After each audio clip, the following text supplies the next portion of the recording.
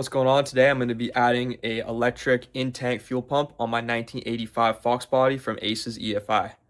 The pump right here, it is the in-tank conversion kit that came with my Ace's Killshot 2 kit.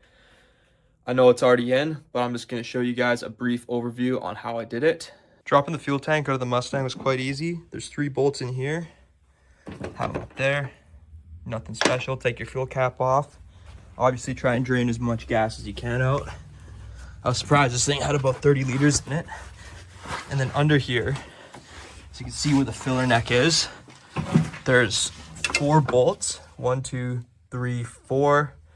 That kind of just gives you some extra like wiggle when you're trying to shimmy this out of the tank as you're dropping it. Right up there, that's just a piece of rubber. And then obviously you got your fuel level. This is a carbureted car, so there's no electric fuel pump. So fuel level unplugs, that can be done after the tank's been dropped. And then up here, you have 2 half-inch bolts for the hangers. One's there, the other one's right there. And overall, that's really all you got to do. The hardest part on this car was, thank God the owner undercoated it, so there's almost 0 rust on this thing. But the main thing that really sucks about it is all the bolts are coated in undercoating. So there's a lot of scraping just to get your socket to fit on. But once you got it on, everything comes off nice. So this is the first step in the EFI conversion for my 1985 Foxbody. Right here we have an Ace's in-tank pump conversion kit. And right here is the fuel pump I just dropped out of it. First off, we got this ring. This ring goes on the inside and it sandwiches in between the bottom and then the fuel pump here. That's what holds it into place. So we're just going to go ahead and make a 4.5-inch hole on the top. And then this should slip right in. Drill about, looks like 10 holes. And then bolt it all together. Because there's fuel still in the tank, I tried my best. I got about 30 liters out with the siphoner. Don't want to go ahead and use an angle grinder. So I'm thinking a jigsaw will work best to cut around here. And then I'll probably hit it with a die grinder just to clean up the edges and get it as close as I can to a perfect circle. Right here is the pickup. It is internally regulated.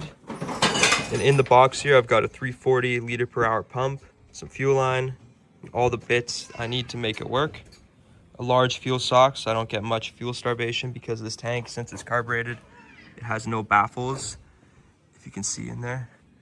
This tank is actually in pretty good shape for 1985. Still got the original coating, there's no rust. So I think it's gonna be perfect for what I need it for.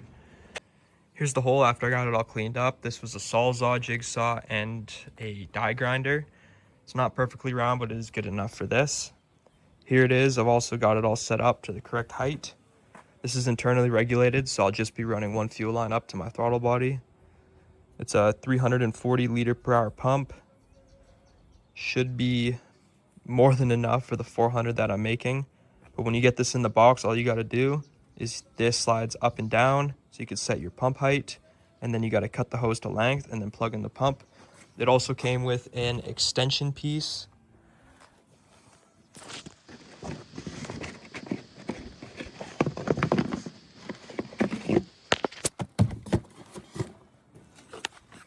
It also came with an extension piece if your tank is a lot deeper than mine. Here's the extension piece it comes with that you may need to use if your tank is deeper than mine. But I was lucky enough to not have it. So you can see there's tons of metal shavings in there. I'm gonna go get the garden hose out and clean it all out. And then I'm gonna finish up the install. A quick rinse got most of the metal out, but for the rest, I'm gonna be using a magnet. Just gonna fish around there. You can see in the corners there is some left, but that should come out with a magnet. It's kind of tough because this seal, so you can see it's got a lip on it, so the water drains out, but it leaves all the oil. Here's the fuel pump once it's all in.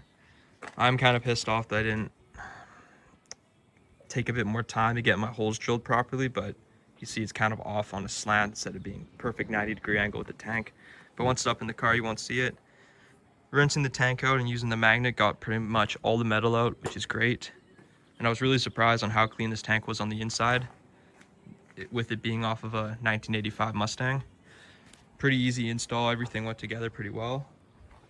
Next, what I have to do is in this box, I've got my full PTFE tubing with my AN fittings. Got some auto straps in there to run the fuel pump or the fuel hose.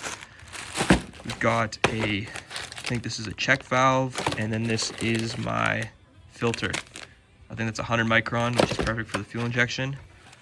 I'm hoping I can use this and I can run it alongside the factory lines and leave them in there. They are steel, so it would give me something nice to zap to, but preferably I do want to use proper straps without having to drill into the frame. Use paper towel to get most of the water out, but for now I'm just going to leave it in the sun. It is black, so hopefully all the water evaporates, but looks pretty good. So right here is how I ran the fuel line for my EFI conversion. It's just that PTFE kind of AN fitting line. See, I got it in the subframe connector. Probably not the best, but it was the only way that would clear the exhaust without me having to drop the exhaust and drive shaft. What you can see is it comes around, a couple there. Then I got it going through the seat support bracket, and then it comes up. And you see there, uses the original fuel line mounts, and it goes back above the drive shaft to the back of the car. Right here is where the fuel lines come up. Uses the same hole where my rear brake lines come through. Just drop the line and a stick down there to fish it through. And then here's my, you can see it comes underneath. Just had to take a couple bolts out. That fish through there surprisingly easy. I thought it'd be a lot harder. And if you look at it from this side, you can see zero fuel line, which is a good sign. In case I hit a speed bump, I won't rip or set my car on fire. So I just got the fuel tank back, and as you can see, I got rid of the old fuel line. Ended up just doing some through bolts, kind of where the spare tire is to hold up the last two clamps. And you can see a little bit better back there. Tons of clearance through the exhaust and the drive shaft, which is great. And then as it comes down, I've got one more clamp here. It's kind of a nice 90 down. And then here is this is to the front of the car. And then right here is from the tank. I'm thinking I might make like a bracket, or I might just kind of let the check valve. I could use it as like a union, which might be perfect for what I need it for. And then for the wires here, I've got the white is my power. It's I think it's a 10 or a 12 gauge TEW, and this is 16, but I had to splice it from 20, so it really is just 20. I made the wires a bit too short. The splice is up here in between the two clamps, so at least they won't spread apart if it gets pulled on, because the clamps are holding it together as well. It's heat shrinked and all that stuff, and taped.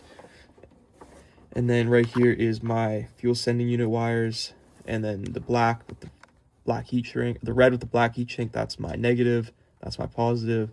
Black, again, I think I'm just going to put a through bolt into kind of like, I don't want to go into the frame, but I might try and grab it off here. I'll see where I can get my best ground, but I'm also just going to put a quick disconnect just in case I have to drop the tank again. Same with my positive, what goes to my white. That's pretty much the wiring. And as you can see up here, there's just a small enough pocket where that fuel line comes down. It's not touching, it's tight, but it's not pinched. Same with the wires. Everything's in now. Now I just got to figure out where to mount my pump and my check valve. Right here, you got the 100 micron filter mounted using an old MSD coil bracket. We're gonna have the flow is in this direction. So we got from the tank in here, and then I'm gonna just do this one kind of up, around, and then as a U. It isn't actually that close to the exhaust. No, it looks like it, but I'm still thinking about this. I might just do a straight connector and have something like that with it. You kind of see something like that. Another clamp up there. Still tons of space, but making progress. It's taking me about 8 hours, 5 hours in between that range to do the fuel tank, run the lines, wires. It takes a lot more time than you actually think, but it's coming together. Right here's the fuel filter all plumbed up. This is the intake. That's to the front of the car. Looks pretty decent. Not any crazy bends in the hoses. And we got tons of exhaust clearance on both sides. Next is the wiring and getting in my check valve, which will probably be along the subframe connector. Here's my wiring that I came up with. We got my 2 for the fuel sender, my main power, double shrink wrap because I don't have enough size. And then up here is my ground to the spare tire.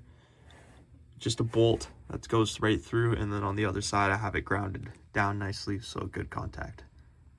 Here's the wiring after I got it all cleaned out. Got zaps on either side of the pull-out connectors for extra strain relief, as well as some tape. Taped it all down as well because it makes it look nice. Left this untaped because it's just one wire. So I got some heat shrink on it, as well as up in the connector. Here's how it looks from the bottom of the car.